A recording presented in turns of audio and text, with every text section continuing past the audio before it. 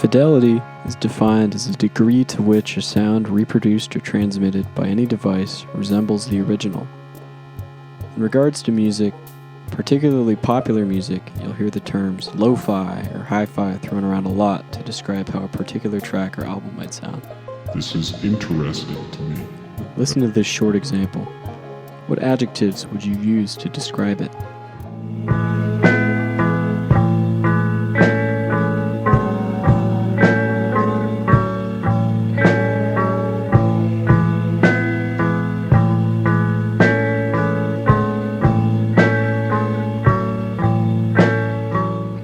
Not to be presumptuous, but I'm going to presume one of them might be noisy, maybe fuzzy, or maybe lo-fi. Duster is a California-based band that's been making music since the 90s.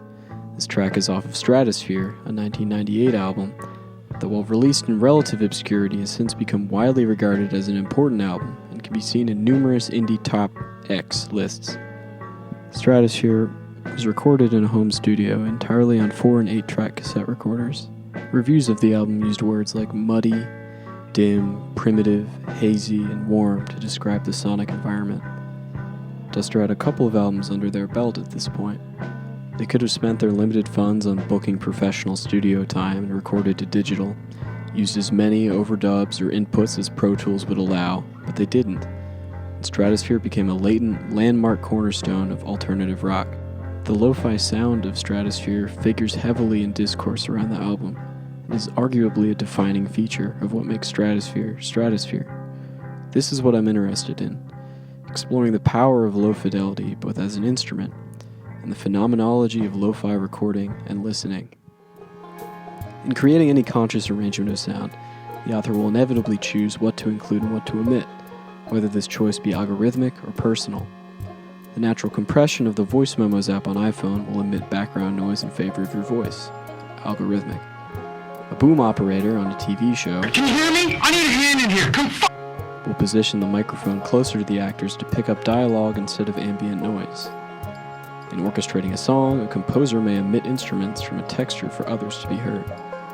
I believe the tape machine and other lo-fi formats are part of the democratic process of orchestration, model depending, of course. But a 4-track cassette recorder mandates that you are limited to 4 inputs. Overdubs are possible, but difficult. And the more you overdub, the more you invite cassette's most recognizable asset, the noise of a subtle hiss. Tape also brings a signature warmth to tracks, with a mid-heavy sound that rolls off high frequencies, as well as a subtle compression that varies device to device. So when the artist chooses tape, they choose to assume these limitations and invoke tape as a desirable, deliberate sound, taming harsh high frequencies, bringing other instruments to a similar volume, with that hiss prevailing overall. I'd argue this becomes an instrument in itself, though variable in its specific parameters. Listen to this example.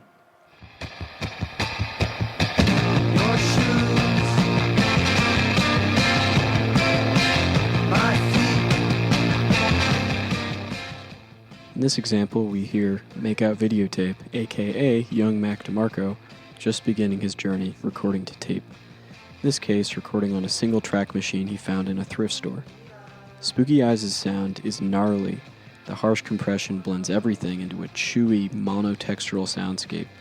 Drums fade into barely perceivable low-frequency pulses, and the guitar strains against its strict audial bounds. As the song fades in and out, the consequences of DeMarco's multiple overdubs on a low-quality machine manifest in a harsh hiss. So why are these so compelling? What do these lo-fi recordings communicate to their larger audience that puts them in everyone's Last.fm charts? To ground our methodology, Stephen Feld's term, acoustomology, is particularly helpful here. Feld says acoustomology is, among other things, about the experience and agency of listening histories, understood as relational and contingent, situated and reflexive. As it relates to digesting lo-fi music, acoustomology understands that listening is an active, situation-dependent process, wherein we understand sounds as inextricably tied to the listener. The music, when perceived, both transmits and evokes a message, emotions, memories, and more in the listener, as our body is the medium. So, the artist decides to record the tape to convey something, and it conveys something in us in turn. But what is it? It's complicated. In his 2025 article, What Was Lo-Fi?, Adam Harper explains the various historicized positions behind lo-fi as a term. The idea of the home taper as a primitive or amateur musician was something that carried both a positive and negative connotation. The language of lo-fi is still loosely and sometimes inaccurately applied in music reviews and discourse. Again, acoustomology reminds us that what lo-fi does to us can depend on the listener. The degradation in quality can invoke several different things. Here, understanding the hiss as the manifold ways lo-fi affects music, a potential listener could listen for the hiss, listen despite the hiss, or listen against the hiss. These coexisting realities become a sort of drama, a struggle between different perceived realities. Lo-fi, then, becomes a personification of struggle. Daniel Johnston's struggle with schizophrenia and bipolar disorder is personified with his garbled home tape recordings on Hi, How Are You?